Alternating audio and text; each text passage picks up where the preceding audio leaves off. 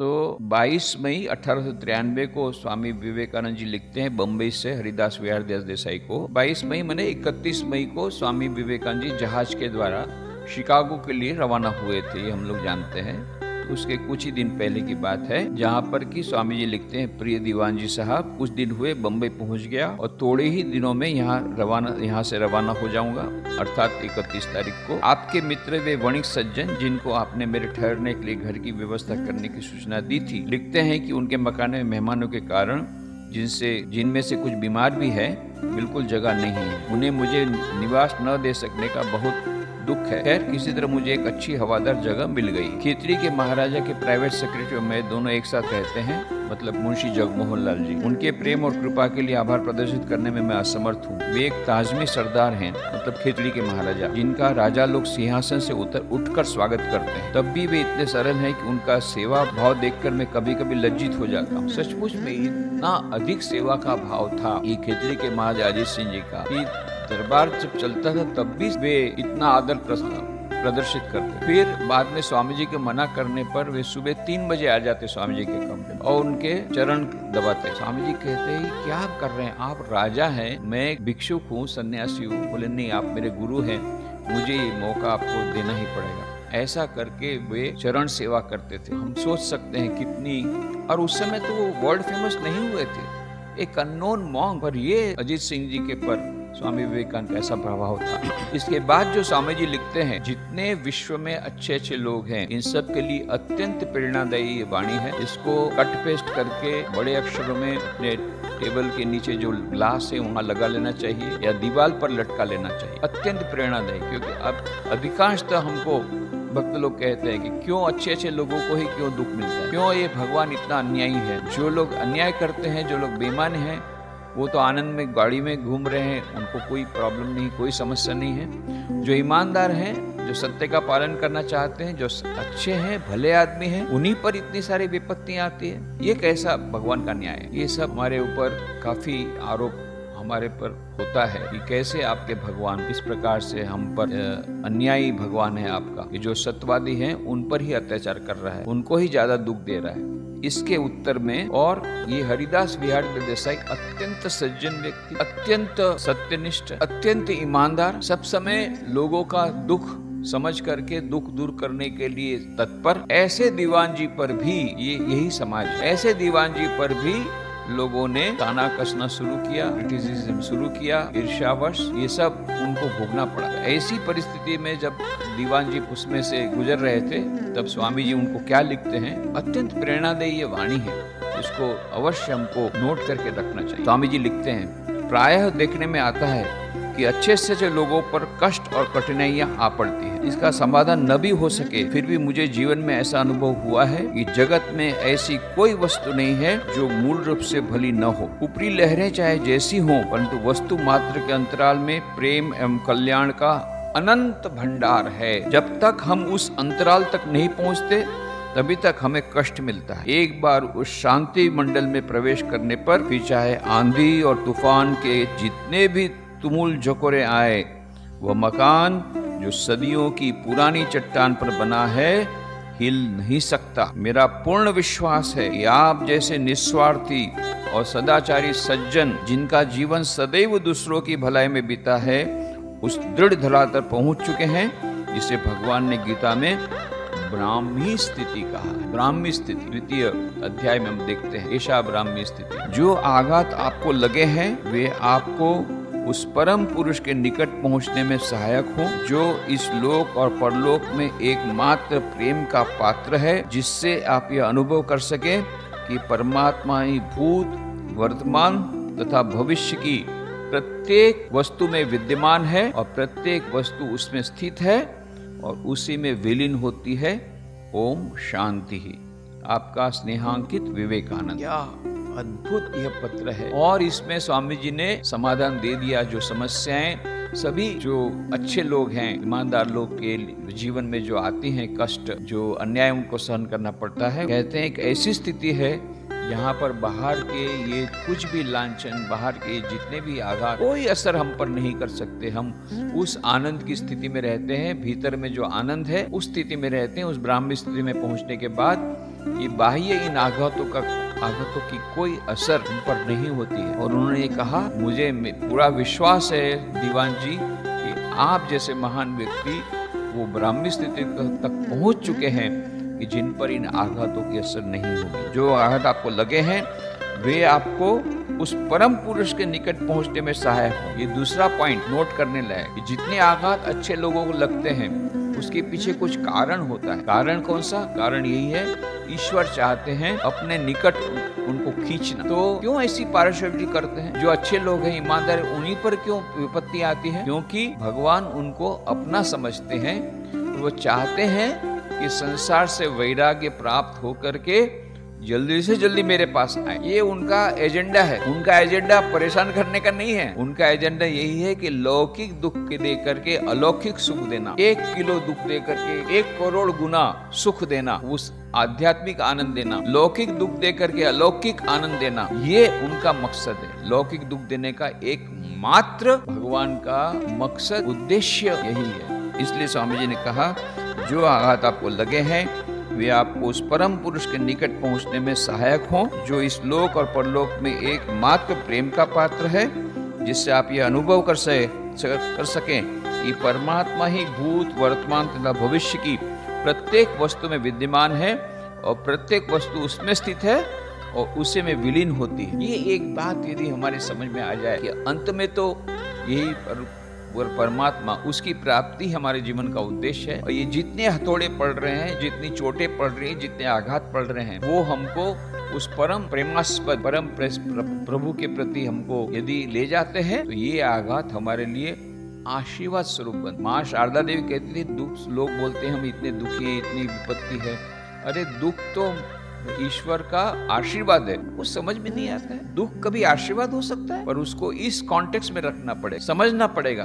आध्यात्मिक जो भक्त हैं, आध्यात्मिक साधक हैं, उनके लिए बात कही गई, साधारण लोगों के लिए बात नहीं कही। जो बहुत अधिक आगे बढ़ चुके हैं आध्यात्मिक साधना में, जो सचमुच में विवेक वैराग्य पाकर के ईश्वर के प्रति अनुरक्त होकर के ईश्वर के प्रति सच्ची भक्ति से आवृत होना चाहते हैं, उनके लिए ये उनको लागू पड़ता है। उनको ईश्वर कृपा करके ये लौकिक दुख देते हैं। क्यों? दुख देने के लिए नहीं, अलौकिक सुख देने के लिए। इस कॉन्टेक्स्ट में ही, इस परिप्रेक्ष्य में हम कुंती की माता की प्रार्थना समझ सकते हैं। जब कृष्ण भगवान ने कहा कि कुंती माता को आप वरदान मांग लो, जो मांगना हो मांग लो, आज मैं आप पर बहुत प्रसन्न हूं। और तब कुंती माता कहती है कि यदि आप सचमुच में बहुत प्रसन्न हैं तो एक ही वरदान दीजिए, हम पर बहुत और भी विपत्ति पड़ती रहे। कृष्ण भगवान आश्चर्यचकित हो जाते, इतनी विपत्तियां कम है? पांडु पर कितनी विपत्तियां पड़ी। महल जला दिया गया, वहां से निष्कासित किया गया, जंगल में गया, वनवास में चले गए, वनवास में जाना पड़ा, एक के बाद एक विपत्ति। इतनी विपत्तियां कम है? और विपत्तियां चाहिए? बोले हाँ, और विपत्ति। क्यों? बोले जब जब विपत्ति आती है तब तक हम तुम्हारा स्मरण करते हैं, और जब जब हम तुम्हारा स्मरण करते हैं तुम्हारे दर्शन होते हैं, और उसके कारण हमारा जीवन धन्य हो जाता है। जब हम पर विपत्तियां नहीं पड़ती है हम तुमको भूल जाते हैं और इस प्रकार से संसार में फंस जाते। यह मानो लॉजिक देती है कुंती माता। बहुत कठिन है सामने से विपत्ति मांगना। अभी तो हम गाली देते हैं भगवान को, छोटी सी विपत्ति आती कितनी मन भर के गाली देते हैं। क्या भगवान है तुम्हारा? यही भगवान तुम्हारा, यही भगवान है आपका है? क्या फायदा हुआ उनको प्रार्थना करने से? एक छोटा सा ये हस्बैंड का ट्रांसफर नहीं कर सकता है, और आप बोलते हैं भगवान है। ऐसी जो गाली देने वाले वो कैसे समझेंगे विपत्ति? ये विपत्ति है वो ईश्वर की कृपा है, नहीं समझ। यतीश्वरान जी बोलते थे कि मैं कभी कभी भगवान से प्रार्थना करता हूँ भक्तों को दुख दे, विपत्ति दे। हे भगवान यतीश्वरान जी महाराज किताब में लिखते हैं मेडिटेशन स्पिरिचुअल लाइफ में। ये पढ़ करके आश्चर्य होता है, अरे बाबा तो डेंजरस है महाराज के पास जाना। बोलते हैं मैं प्रार्थना करता हूँ भगवान को थोड़ा सा दुख दो, ये भक्त लोग एकदम संसार में फंसे जा रहे हैं, पूरे माया में डूब जाएंगे, थोड़ा सा तो उनको दुख दो ताकि उनको पता पड़े कि ये संसार ऐसा नहीं है जैसा वो समझते हैं। जल्दी से उनको उसकी रियलिटी पता पड़े कि संसार कितना खोखला है। जल्दी से जल्दी थोड़ा सा दुख दो। आश्चर्य, इन लोगों का वेवलेंथ ये अलग है, हम लोग समझ ही नहीं पाते। पर ये सब है, याद रखना, ये सब लोगों के लिए नहीं। जो आध्यात्मिक साधक है, जो ईश्वर की ओर अग्रसर होना चाहते, जो पराभक्ति की ओर अग्रसर होना चाहते, नरसिंह मेहता मीराबाई के समान भक्ति की ओर अग्रसर होना चाहते हैं, तो फिर मीराबाई को जितने कष्ट सहन करने पड़े, नरसिंह मेहता को जितने कष्ट सहन करने पड़े, पांडव को कष्ट कर रहे, उस प्रकार के लिए हमको तैयार होना पड़े। पर ये एक बहुत बड़ी बात, बहुत बड़ी। और उसके बाद में स्वामी जी ने जो पत्र लिखा है, वो पत्र ने जो कल कहा था उसका एक्सप्लेनेशन यहाँ दे रहे हैं। खिचड़ी से लिख रहे हैं, मई 1893। प्रिय दीवान जी साहब, मुझे पत्र लिखने के पूर्व निश्चय ही आपको मेरा पत्र नहीं मिला। आपके पत्र को पढ़ते समय मुझे हर्ष एवं विषाद दोनों ही हुए। हर्ष इसलिए कि आपकी जैसी शक्ति, हृदय एवं पद वाले एक व्यक्ति का स्नेह पाने का सौभाग्य मुझे है, और दुख यह देखकर कि मेरी नीयत को एकदम गलत समझा गया। ये स्वामी जी का पत्र मिलने में देर हो गई थी, जो इसके पहले हमने बोला था। इसके कारण और भी कम्युनिकेशन गैप हो गई। पहले जो पत्र लिखा था वो भी नहीं मिला, दूसरा पत्र लिखा था वो लेट से मिला, अभी दूसरा एक्सप्लेनेशन वाला पत्र भी नहीं मिला। तब तक में इन्होंने और एक पत्र लिख दिया। तो मुझ पर विश्वास रखे कि मैं आपको पितृवत आदर तथा आपसे स्नेह करता हूँ। क्या स्वामी जी बोल रहे हैं? पितृवत आदर तथा आपसे स्नेह करता हूँ, और आप एवं आपके परिवार के प्रति मेरी कृतज्ञता असीम है। सच्ची बात है, यह है। आपको याद होगा कि शिकागो जाने की मेरी इच्छा पहले से ही थी। जब मैं मद्रास में था, वहाँ की जनता ने स्वयं ही मैसूर एवं रामगढ़ के राजाओं के सहयोग से मुझे भेजने का सारा प्रबंध कर दिया। आपको यह भी विदित होगा कि खिचड़ी के महाराजा और मैं स्नेह के अंतरंगतम सूत्र में आबद्ध हैं, और मैंने उनको सामान्य तौर पर लिखा कि मैं अमेरिका जा रहा हूँ। स्नेहवश खिचड़ी महाराज ने सोचा कि प्रस्थान करने के पूर्व उनसे भेंट करना मेरा कर्तव्य है, और विशेष रूप से ऐसे अवसर पर जब भगवान ने उनके सिंहासन के लिए एक उत्तराधिकारी प्रदान किया था और यहाँ जोरों से खुशियां मनाई जा रही थी, और मैं निश्चय ही जाऊं। इस निमित्त उन्होंने मद्रास तक अपने वैयक्तिक सचिव को मुझे लिवाने भेजा, और इस प्रकार मैं यहाँ आने के लिए विवश हो गया। यहाँ मैंने खिचड़ी। इसी बीच मैंने नडियाद में आपके भाई को तार दिया, यह मालूम करने के लिए कि आप वहीं है कि नहीं, और दुर्भाग्यवश मैं कोई भी जवाब नहीं पा सका। अतः बेचारे सचिव ने, जो अपने स्वामी के लिए मद्रास भ्रमण से काफी कष्ट उठा चुका था और यही ध्यान में रखा था कि यदि हम जलसे के अवसर पर तक खिचड़ी तक न पहुंच पाए तो उसके स्वामी नाखुश होंगे, एकाएक जयपुर का टिकट खरीद लिया। रास्ते में श्री रतिलाल से हमारी मुलाकात हुई, जिन्होंने यह सूचना दी कि मेरा तार मिल गया था और समय से उसका जवाब भी दे दिया गया था, तथा श्री विहारीदास मेरी प्रतीक्षा में थे, अर्थात हरिदास विहारी देसाई। अब आप ही इसका न्याय करें, जिनका इतने दीर्घ काल से न्याय करना ही कर्तव्य रहा है। इस संबंध में मैं क्या करता या कर सकता था? अगर मैं उतर जाता तो मैं समय से खिचड़ी के जलसे में नहीं पहुंच सकता। दूसरे मेरे उद्देश्यों का गलत अभिप्राय लगाया जा सकता था, परंतु आपके तथा आपके भाई का मुझ पर जो स्नेह है उसे मैं जानता हूँ। मुझे यह भी याद था कि कुछ ही दिनों में मैं शिकागो जाते समय मुझे बम्बई जाना होगा। मैंने सोचा कि इसका सबसे अच्छा समाधान यही है कि लौटने के समय तक यात्रा को स्थगित कर दूं। जहां तक आपके भाइयों ये उन्होंने इतना सोचा, उन्होंने बहुत सिंपल ले लिया। अरे भाई मिलना तो है ही है। अच्छा, पहले उनको तार का उत्तर नहीं मिला, इसलिए उन्होंने प्रिज्यूम कर लिया कि हरिदास दे ही है। इसलिए उन्होंने जो पिछले पत्र में लिखा कि हेमलेट नाम का नाटक करना और हेमलेट का पात्र न हो तो उसका क्या फायदा, शेक्सपियर का नाटक। तो हेमलेट के बिना हेमलेट नहीं हो सकता, नाटक नहीं हो सकता।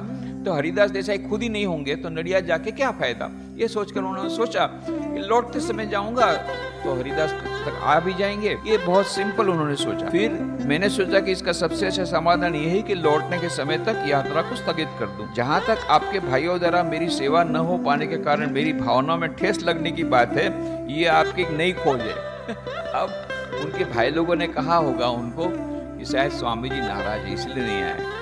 इससे हरिदास देसाई इतने विचलित हो गए। इसका मतलब कितना प्रेम करते होंगे स्वामी जी को, कितनी श्रद्धा होगी। बाबा रे बाबा, स्वामी जी हमारे परिवार पर ये नाखुश हो गए, नाराज हो गए, इसलिए नहीं रुके, यहाँ से पसार हो गए, फिर भी नहीं रुके, फिर भी नडियाद स्टेशन पे रुके नहीं, जरूर हमसे बहुत नाराज। ये उनका मन में लगा। तो स्वामी जी बोलते ही आपकी नई खोज है, जिनकी मैंने स्वप्न में भी कल्पना नहीं की थी कि आपके मन में ऐसे विचार भी आ सकते हैं। स्वप्न में भी कल्पना नहीं की थी, या शायद ईश्वर जाने आप विचार विज्ञाता हो गए हैं।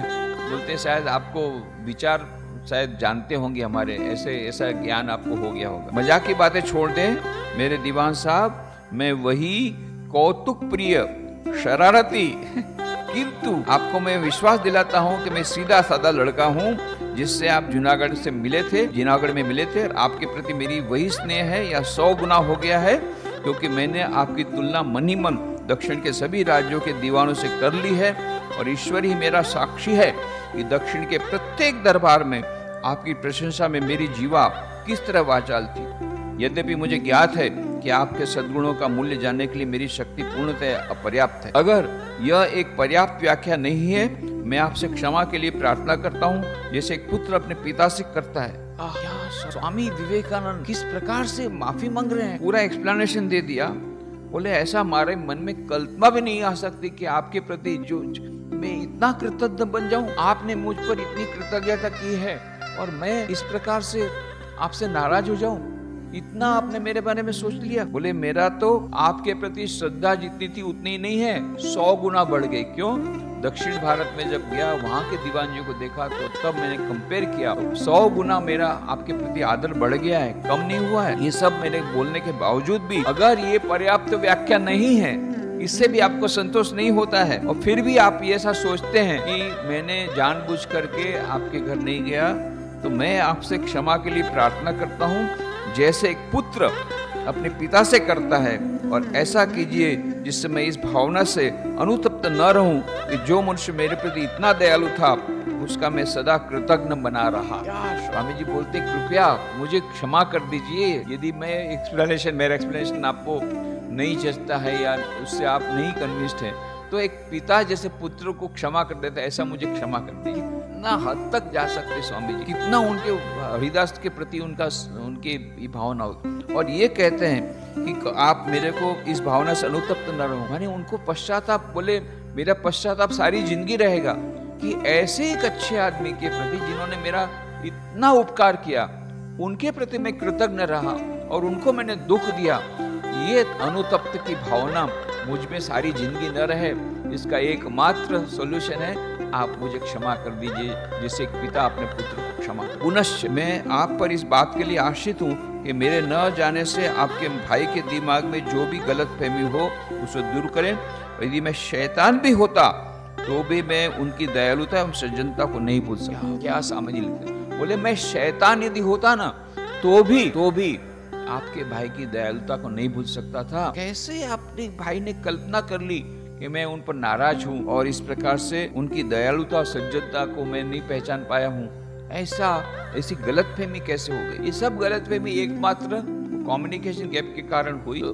पर इससे हमको दो बातें मिलती है, सीखने को मिलती है इस लेटर से, कि एक तो कि स्वामी जी कितने अहमता शून्य हैं, कि इतने महान खुद होने के बावजूद भी ये साक्षात शिवावतार स्वामी विवेकानंद हरिदास बिहारी देसाई से क्षमा मांगते हैं और ऐसे शब्द व्यवहार करते हैं जैसे पिता 22 साल की डिफरेंस था एज में, ये तो है पिता के समान ही थे, तो जैसे पिता अपने पुत्र को क्षमा करता है सब मुझे क्षमा करो। क्या भावना है, किस प्रकार से उन्होंने भावनाओं को प्रदर्शित की है कि मैं यदि शैतान भी होता ना तो आपके भाई के प्रति इतना कृतज्ञ रहता, और इस प्रकार से उनको मैं उनकी दयालुता का भूलता नहीं।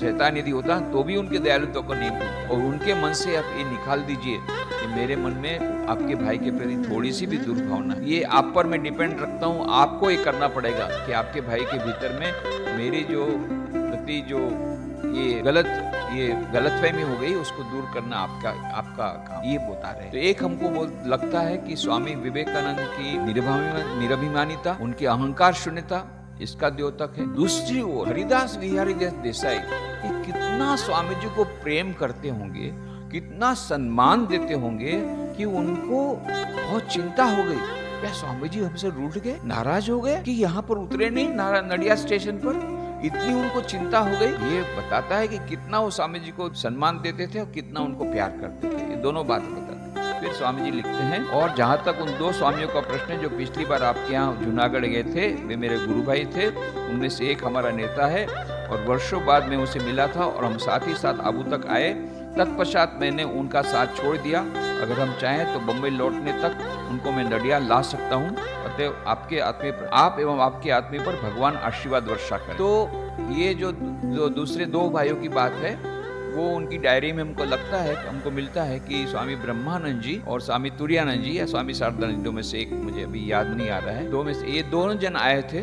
उनको स्वामी हरिदास देसाई ने नडियाद जब गए थे, उनको पूरा भाड़ा दिया, द्वारका सोमनाथ की पिलग्रिमेज का पूरा खर्चा उनको दिया, उनकी टिकट वगैरह करा दी। ये सब उनकी डायरी में हमको मिलता है, जो डायरी एक्सपेंडिचर रखी। तो अभी शायद उनको लगता होगा कि ये दोनों गुरु भाई भी हमसे नाराज है क्या, तो उन्होंने कहा नहीं, वो भी नाराज नहीं है, बल्कि वो तो आपने उन पर इतना उपकार किया, उनका तीर्थ यात्रा दर्शन कराया, यदि आप चाहें तो मैं फिर से उनसे मिलने वाला हूँ अब रोड, तो फिर से उनको वापस ले आऊँगा आपके यहाँ नडियाद में, यदि आपकी गलतफहमी दूर कर। तो ये स्वामी विवेकानंद की महानता और हरिदास देसाई की महानता, दोनों की महानता का द्योतक यह पत्र आज की चर्चा कल करेंगे। आज यहाँ समाप्त करें।